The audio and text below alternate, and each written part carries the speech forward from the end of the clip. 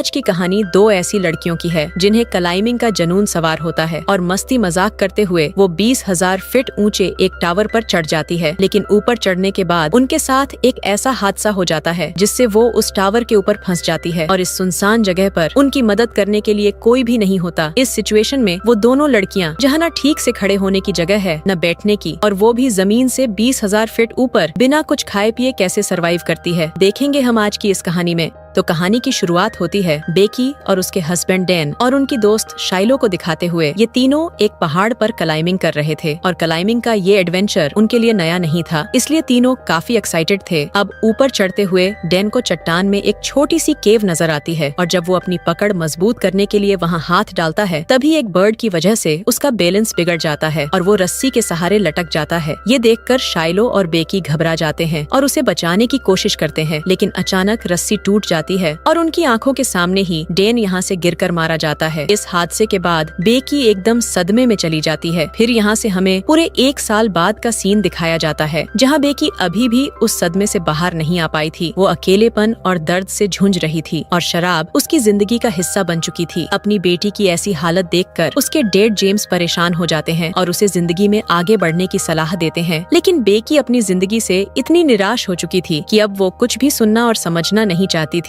अब उसी रात वो सुसाइड करने का मन बना लेती है। तभी उसकी फ्रेंड शाइलो का कॉल आता है जिसे बेकी के पिता ने ही उसके पास भेजा था उसे समझाने के लिए। अब शाइलो बेकी की पुरानी यादें भुलाने के लिए उसे एक 20,000 फीट ऊंचे और पुराने टावर पर चढ़ने का चैलेंज देती है। पर ये सुनकर शुरुआत में बेकी तो मना कर देती है, लेकिन शाइलो उसे समझाती है कि हमें कभी कभी लाइफ में मूव ऑन होने के लिए किसी बहाने की जरूरत पड़ती है और शायद यही वो मौका है। जिसके बाद फाइनली वो तैयार हो जाती है। फिर अगले दिन दोनों उस खतरनाक सफर के लिए निकल पड़ते हैं। सफर के दौरान बेकी शाइलो के फोन में उसकी पुरानी तस्वीरें देखती है। एक तस्वीर में शाइलो के कंधे पर किसी लड़के का हाथ नजर आता है, जिसके बारे में पूछने पर शाइलो उसे एक फ्रेंड कहकर बात टाल देती है। इतने में बेकी के डैड का कॉल आता है, पर वो कॉल नहीं उठाती। अब रास्ते में दोनों एक होटल में रुकती है जहाँ बेकी को पता चलता है कि शाइलो एक यूट्यूबर है और वो क्लाइंबिंग व्लॉग्स बनाती है। इसके बाद वो उस टावर के बारे में वहाँ के एक वेटर से पूछती है कि वो कहाँ है, तो वो वेटर बताती है कि वो टावर तो सामने ही दिख रहा है जो यहाँ से 2 मील दूरी पर है। अब रात को दोनों उसी होटल में रुक गए थे। अगली सुबह दोनों फिर से अपना सफर शुरू करती है। शाइलो अपना व्लॉगिंग शुरू कर देती है और आखिरकार दोनों उस सुनसान जगह पर पहुंच जाते हैं जहां से टावर दिखाई दे रहा था। अब वो दोनों पैदल ही आगे बढ़ने लगती है और ये एक सुनसान रेगिस्तानी इलाका था जहां रास्ते में दोनों को एक मारा हुआ जानवर नजर आता है जिसे गिद्ध खा रहे थे। फिर जब वो टावर के पास पहुंचती है तो बेकी उसकी ऊंचाई देखकर डर जाती है और शाइलो से कहती है कि मैं ये नहीं कर पाऊंगी, मेरे हाथ कांपने लगे हैं। लेकिन शाइलो उसे मोटिवेट करती है और अपने डर पर काबू पाने को कहती है, जिससे वो मान जाती है। अब टावर काफी पुराना था तो दोनों सेफ्टी रोप के सहारे एक दूसरे से जुड़ जाते हैं और चढ़ाई शुरू कर देते हैं। शाइलो आगे थी और बेकी पीछे, लेकिन उस टावर पर पूरी तरह जंग लग चुका था और सीढ़ी भी पूरी तरह हिल रही थी। पर शाइलो का हौसला नहीं टूटा, वो आगे बढ़ती गई जबकि पूरा टावर कांप रहा था। बेकी भी हिम्मत करके आगे बढ़ती जा रही थी। तभी अचानक जो सीढ़ी उसने पकड़ा था वो टूट कर नीचे गिर गई, पर वो बार बार बच गई। इससे बेकी डर जाती है, लेकिन शाइलो उसे फिर से हिम्मत देती है। अब काफी ऊपर आने के बाद वो दोनों पानी पीती है जहाँ से जमीन का सब कुछ बहुत ही ज्यादा छोटा दिख रहा था, लेकिन फिर भी दोनों कैसे न कैसे करके सही सलामत टावर के टॉप पर चढ़ जाती है। लेकिन इसी बीच सीढ़ी का एक बोल्ट निकलकर गिर जाता है जिसका इनको कोई भी अंदाजा नहीं था। अब टॉप पर पहुंचकर दोनों बहुत ज्यादा खुश थीं और शाइलो दोबारा से अपना व्लॉग बनाना शुरू कर देती है। वो वीडियो में अच्छे शॉट लेने के लिए ड्रोन कैमरा का इस्तेमाल करती है। फिर वो अपने व्यूअर्स को और अच्छा कंटेंट देने के लिए बेकी को ड्रोन का रिमोट पकड़ाकर खुद टावर के सहारे एक हाथ पर लटक जाती है। बेकी ये सब करने से मना भी कर रही थी, लेकिन शाइलो उसकी एक नहीं सुनती। शॉट लेने के बाद वो वापस ऊपर आती है और सेम एक पोज बेकी को भी करने के लिए कहती है, लेकिन बेकी ऐसा करने से मना कर रही थी, जिस पर शाइलो कहती है कि उसका डर भगाने का ये सबसे बड़ा मौका है। जिसके बाद बेकी शाइलो का हाथ पकड़कर वही सेम स्टंट करती है और शाइलो उसकी सेल्फी लेने लगती है। जिसके बाद बेकी वापस ऊपर आ जाती है। अब यहाँ पर बेकी डैन की अस्थियां लेकर आई थी। वो डैन को याद करते हुए उसकी अस्थियां वही विसर्जित कर देती है और इस मूवमेंट पर बेकी और शाइलो दोनों काफी इमोशनल हो जाती है और उसे याद करने लगती है। इसके बाद वो डिसाइड करते हैं कि अब उन्हें वापस जाना चाहिए, इसलिए वो अपने सेफ्टी रोप को खुद से कनेक्ट करती है और पहले बेकी नीचे जाना शुरू करती है। लेकिन जैसे ही वो पहला कदम सीढ़ी पर रखती है तो बचे हुए बोल्ट भी खुलकर सीढ़ी टूटकर गिर जाती है, पर बेकी रोप के सहारे लटक जाती है। शाइलो ये देखकर बहुत ज्यादा डर जाती है और किसी तरह उसे खींचकर वापस ऊपर ले आती है। यहाँ बेकी मौत के मुंह से बचकर आने की वजह से डर के मारे रोने लगती है, पर अगले ही पल दोनों अचानक हंसने लगती लगती हैं क्योंकि ये बहुत ही एडवेंचर मूवमेंट था। फिर नीचे देखने पर उन्हें पता चलता है कि सीढ़ी पूरी तरह टूट चुकी है और अब वो नीचे कैसे जाएंगे। दोनों परेशान हो जाती है और अपने अपने फोन चेक करती है, पर फोन में नेटवर्क नहीं था क्योंकि इतनी ऊंचाई पर नेटवर्क नहीं मिल सकता। फिर उन्हें वहाँ एक इमरजेंसी बॉक्स दिखता है जिसे खोलने पर उन्हें एक दूरबीन और एक फ्लेयर गन मिलती है, लेकिन उनका बैग नीचे जाकर टावर के डिश पर अटक चुका था जिसमें पीने का पानी था। ये सब देखकर बेकी शाइलो पर भड़क जाती है कि अब हम यहीं पर प्यास से मर जाएंगे। तो शाइलो उसे शांत कराते हुए कहती है कि हो सकता है सीढ़ी गिरने की आवाज सुनकर कोई न कोई 911 को कॉल कर चुका होगा और पुलिस हमारी मदद के लिए आती ही होगी, इसीलिए अब हमें थोड़ी देर इंतजार करना है जब तक कोई आ नहीं जाता। तभी शाइलो नोटिस करती है कि गिरने की वजह से बेकी के पैर पर चोट लगी है, तो ब्लड को रोकने के लिए शाइलो उसकी चोट पर अपनी शर्ट बांध देती है। अब दोनों मदद के लिए इंतजार करने लगती है। कुछ समय बाद बेकी शाइलो से पूछती है कि उसने व्लॉगिंग क्यों शुरू की, जिस पर शाइली कहती है कि मैंने ये डेन के लिए शुरू किया था। ये सुनकर बेकी के मन में शाइलो के प्रति थोड़ा शक बैठ जाता है। अब 5 घंटे बीत चुके थे लेकिन उनके लिए कोई भी मदद अब तक नहीं पहुंची थी। फिर शाइलो अपना फोन चेक करती है। वो अपने फोन पर एक हेल्प मैसेज टाइप करके फोन को रस्सी से बांधकर नीचे लटकाने लगती है, ये सोचकर कि शायद नीचे ले जाने पर फोन में सिग्नल आ जाएगा और उनकी पोस्ट अपलोड हो जाएगी। पर ऐसा करते हुए उनकी रस्सी सिर्फ 15 फीट की थी, तो फोन नीचे ले जाने के लिए शाइलो थोड़ा नीचे लटक कर भी ट्राई करती है, लेकिन उनकी ये कोशिश नाकाम हो जाती है। इसके बाद बेकी को एक आइडिया आता है। वो कहती है कि नीचे पूरी तरह सिग्नल होगा, तो क्यों ना हम फोन को नीचे फेंक दे। तो शाइलो भी एग्री हो जाती है और अपना जूता उतार कर उसके अंदर फोन को अच्छे से रख देती है और फोन टूट न जाए इसलिए वो अपने सॉक्स और अंडरगारमेंट्स का इस्तेमाल करती है। फिर दोनों उसे नीचे गिरा देती है। अब फोन नीचे चला जाता है, पर दूरबीन से देखने पर भी उन्हें दिखाई नहीं दे रहा था कि फोन अच्छे से गिरा है या टूट गया है। तभी बेकी नोटिस करती है कि शाइलो के पैर पर 143 का टैटू बना हुआ है, जिसका यूज डेन उसे आई लव यू कहने के लिए करता था। बेकी को शक होता है पर वो चुप रहती है। तभी नीचे उन्हें एक आदमी और उसका डॉग दिखाई देता है, जिससे दोनों चिल्लाकर आवाज लगाने लगती है, पर ज्यादा ऊंचाई की वजह से उस आदमी तक इनकी आवाज पहुंच ही नहीं पा रही थी और वो आदमी भी फोन पर बिजी था। वही शाइलो का फोन भी नीचे गिरकर चकनाचूर हो चुका था। तो बेकी संकेत देने के लिए अपना एक जूता निकालकर नीचे फेंक देती है और वो उस आदमी के पास पहुंचता भी है, लेकिन वो आदमी इनके इशारे नहीं समझ पाता। उल्टा वो किसी और का जूता समझकर फेंक देता है और अपने डॉग को लेकर जाने लगता है। ये देखकर बेकी वहाँ फ्लेयर गन चलाने वाली होती है, पर शाइलो उसे मना करती है कि दिन में फ्लेयर गन चलाने से उसे शायद दिखाई भी नहीं देगा, इसे हमें अंधेरा होने पर चलाना होगा। तब इन्हें सामने एक गाड़ी नजर आती है जिसके अंदर एक और आदमी था।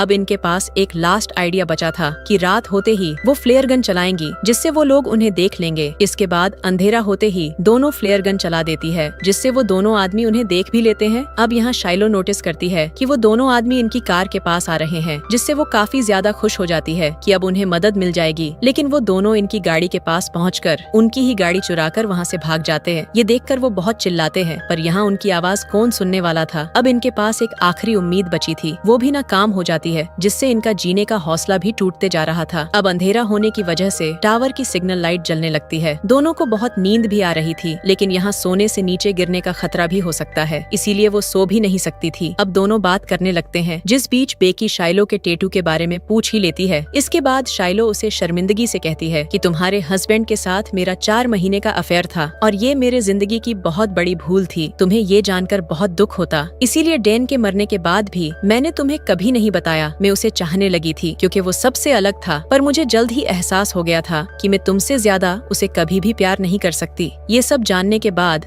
बेकी को बहुत ज्यादा बुरा लगता है, पर वो कर भी क्या सकती थी। अब इन दोनों को यहाँ 24 घंटे बीत चुके थे और सुबह हो गई थी और बिना खाए पिए दोनों को भूख भी बहुत ज्यादा लग रही थी। इसलिए शाइलो डिसाइड करती है कि वो किसी तरीके से यहाँ से नीचे जाकर अपना बैग ऊपर ले आएगी, जिसके बाद वो रस्सी को टावर से बांधकर वहाँ से नीचे चली जाती है। लेकिन किसी तरह नीचे जाने के बाद रस्सी छोटी होने की वजह से शाइलो अभी भी बैग तक नहीं पहुँच पा रही थी। अब उसके पास और कोई ऑप्शन नहीं था, इसलिए वो अपनी रस्सी से लटक कर किसी तरह डिश तक जंप लगाकर पहुँच जाती है। वहाँ पहुंचकर सबसे पहले वो अपने बैग से पानी पीती है, लेकिन अब उसके सामने एक और चैलेंज था कि वो कैसे ऊपर जाएगी, पर किसी तरीके से अपने बैग को रस्सी से लटका देती है, जिसके बाद फिर से जंप लगाकर खुद भी उस रस्सी के सहारे लटक जाती है। फिर बेकी उसे ऊपर खींचना शुरू कर देती है। शाइलो भी ऊपर चढ़ने लगती है और वो बस ऊपर पहुँचने ही वाली थी, तभी बेकी के हाथ से रस्सी फिसल जाती है, जिससे वो तेजी से नीचे गिरने लगती है। ये देखकर बेकी की धड़कन एकदम से तेज हो जाती है, लेकिन जब वो नीचे देखती है तो शाइलो उसे रस्सी पर लटकी हुई दिखती है। हालांकि शाइलो के हाथ में काफी चोट लग गई थी और अब वो रस्सी पकड़कर ऊपर चढ़ने की कोशिश नहीं कर सकती थी। इसके बाद बहुत मुश्किल से बेकी अकेले ही अपनी पूरी ताकत लगाकर शाइलो को टावर के ऊपर ले आने में कामयाब हो जाती है। फिर बेकी पानी पीती है और थोड़ी देर बाद एक हेल्प नोट लिखकर उसे ड्रोन में फंसा देती है। दोनों ड्रोन के सहारे अपना मैसेज पास के होटल तक पहुंचाने की कोशिश करती है। वो काफी खुश हो रही थी, लेकिन थोड़ी दूर जाते ही ड्रोन में बैटरी कम होने लगती है। इसलिए बैटरी पूरी तरह से खत्म होने से पहले वो वापस ड्रोन को अपने पास ले आती है। अब ये एक आखिरी जरिया था उनके बचने का, लेकिन वो भी ना कामयाब रहा।